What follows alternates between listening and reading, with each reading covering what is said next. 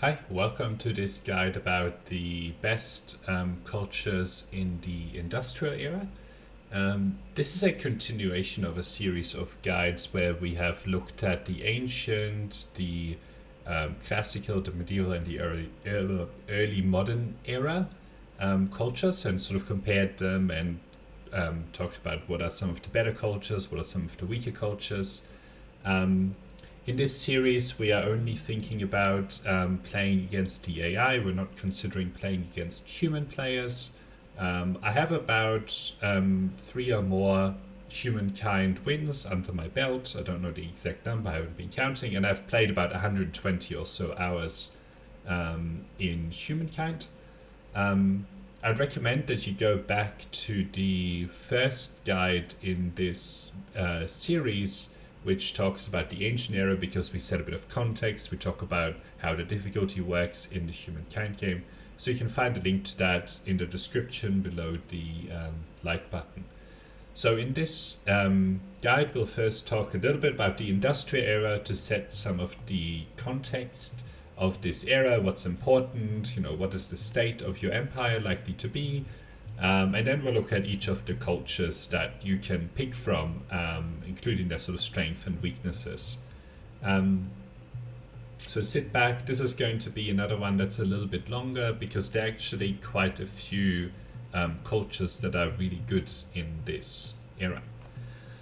So let's first start with talking about the industrial era and what's going on. So at this point in the game, you can really churn out quarters probably every turn, maybe even multiple quarters every turn in all of your cities, but you're probably running into stability issues in your city. Like, you've built a lot of the culture, a lot of wonders, you've built all your religious sites to get all the possible stability that you can get. You have a bunch of luxury manufacturers that are providing a lot of stability across your empire, as well as having access to a lot of luxuries. But still, you're pushing it in your cities and you're not sort of on 100% stability.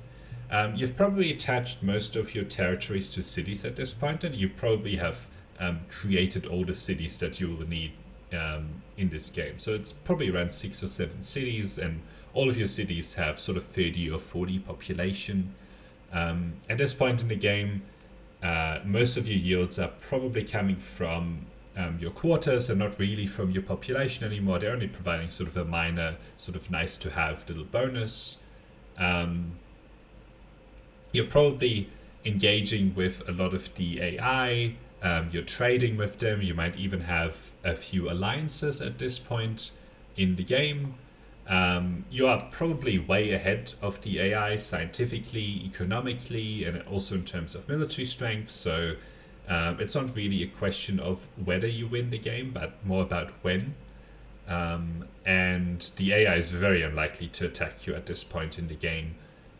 So you don't really have to worry about war. And the other thing is that additional cities really don't help you at this point in the game, because you already have 6 or 7 cities, and an additional city really has only marginal benefit, and additional territory is also kind of expensive to attach to your cities at this point. And again, it's not really worth it because you already have a lot of territory that you've attached. So that's sort of the context that you enter the industrial era in. So the main problem that you have is really with stability, and the most important thing here is really about how long it takes you to win the game, rather than if you win the game. If you win the game. Okay. So what we'll do now is we'll discuss each of the cultures, given that we have given all of the context we've just discussed, and talk about their strengths and their weaknesses. Let's first cover a couple of cultures more broadly without looking at the detail as much. Sort of the militarist cultures, which are the Zulu, the British, who are expansionist, as well as the Germans, and the Russians actually as well. They are expansionist. The benefit of extra territory really don't have that much of an impact at this point in the game. if you're playing against humans who are keeping up with you, it would be good to pick some of them for the special units, but playing against other human players, is not really what this guide, we won't consider that in this guide. And you are so far ahead of the AI that some of these special units here, the Cossacks and all the others, don't really matter that much. Like, your basic units are way better than the AI anyway, in case they attack you. And even if you're trying to sort of wipe out every other culture in the game, it's not really worth it to attack, because you run into city cap problems, and in the contemporary era there is the nuclear bombs, which are very easy ways of actually taking out the enemies. And if you take a look on my channel, you actually find a game where we played on the Humankind difficulty and wiped out every other city other than our own, using nuclear bombs, which is very effective and much less time consuming than messing around with units. So that's why we're not going to really consider the expansionist or the militarist cultures, because the game is such at this point that it's not really worth picking them.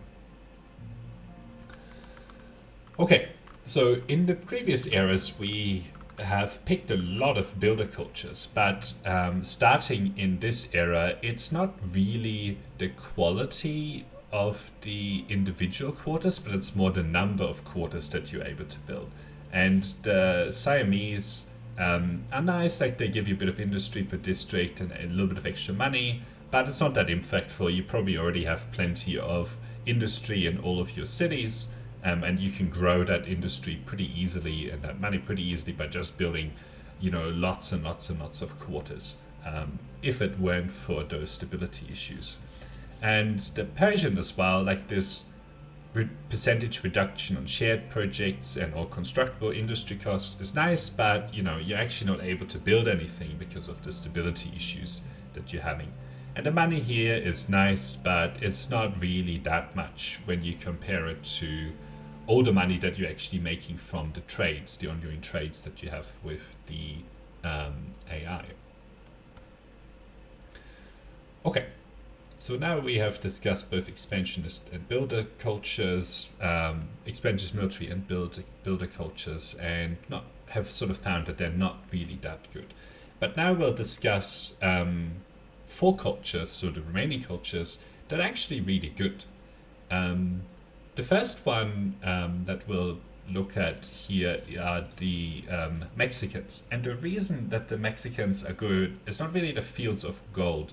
It's nice, the 10% food on all cities is a nice little boost, but it's this hacienda, which gives +1 food on tiles producing food. And this is across your entire city. So if you have 6 territories attached, then you're going to get +6 food on tiles producing food across your entire city.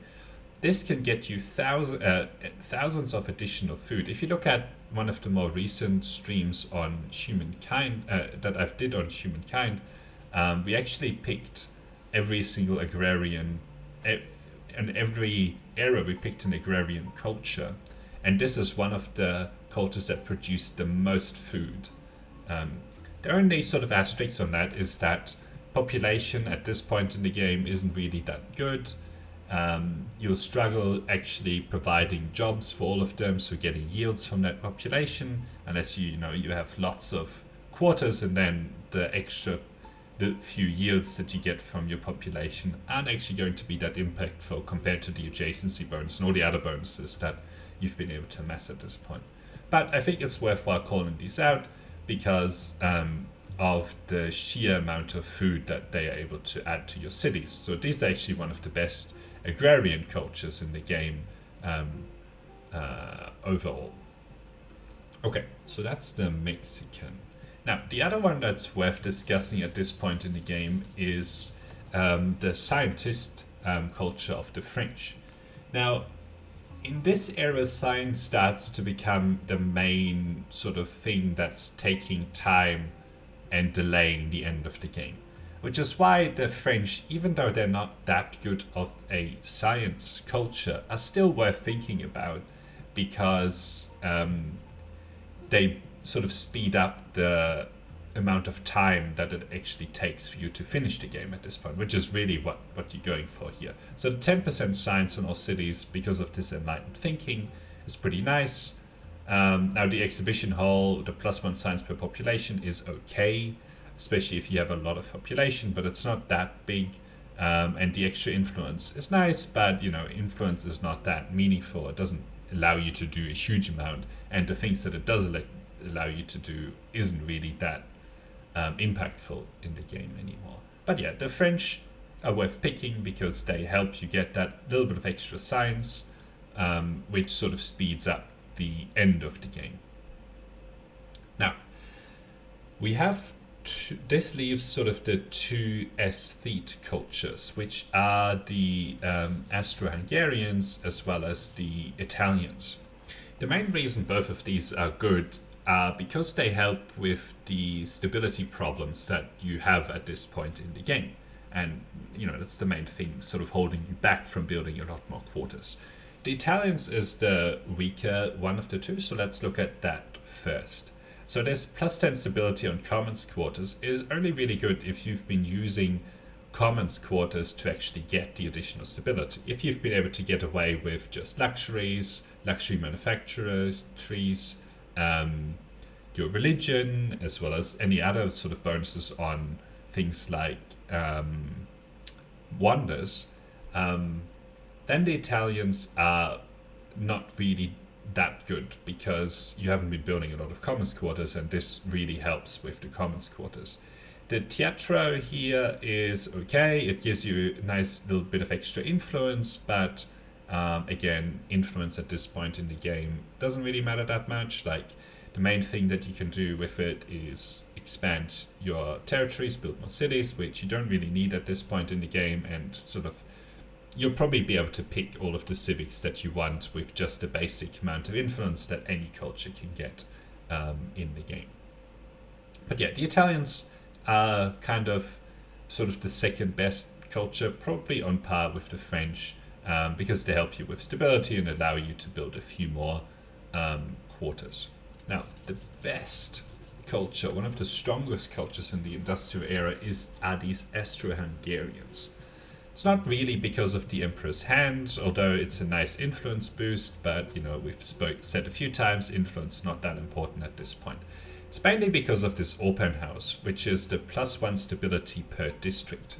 So if you've built a few of the wonders that get stability per district, and maybe you have picked the Zhao at the start of the game that also have stability per district, if you have sort of 6 territories or so, and you build a few of these open house and each one of them in each territory, you can probably in that city just build as many districts as you want without running into stability issues, because at that point you're actually gaining more stability per district than is actually costing you. So that's why these Austro-Hungarians are basically the best one in this era, because they allow you to build as many science quarters as you want, which is a lot better than just getting like a sort of small science bonus with, for example, the French, which is just a 10% science bonus. So yeah, in summary, the Mexicans are a really good food pick. They're probably one of the best, if I can find them, one of the best agrarian cultures in the game. The French are good because they sort of give you a little bit of extra science, which helps you sort of finish out the game. But the best ones here are the Italians, that help you with commons quarters a little bit. And the Austro-Hungarians are hands down the best one in the industrial era because of the open house, which just means that you can build basically as many districts as you want without worrying about stability and without really having to build commons quarters. So yeah, thanks for watching, and until next time, bye.